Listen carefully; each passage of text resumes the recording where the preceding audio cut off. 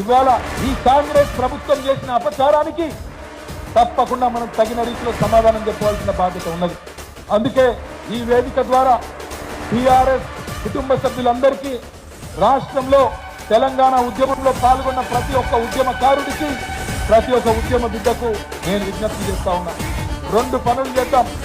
మొట్టమొదటిది, ఖచ్చితంగా తెలంగాణ తల్లిని బ్రహ్మాండంగా 2007లో ఏ తల్లి అయితే ఉద్యమంలోంచి ఉద్భవించిందో, రేపటి నుంచి సోషల్ మీడియాలో, మీ వాట్సాప్ డీపీలలో, సోషల్ మీడియాలో తెలంగాణ తల్లిని డీపీగా పెట్టుకుందాం.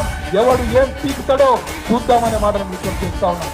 అదేవిధంగా రాష్ట్ర వ్యాప్తంగా అన్ని నియోజకవర్గాల్లో ఎక్కడికక్కడ ఎక్కడెక్కడైతే తెలంగాణ తల్లి విగ్రహాలు ఉన్నాయో అక్కడ రేపటి రోజున ఈరోజు కాంగ్రెస్ ప్రభుత్వం చేసిన అపచారానికి నిరసనగా రేపు మొత్తం రాష్ట్ర వ్యాప్తంగా పాలా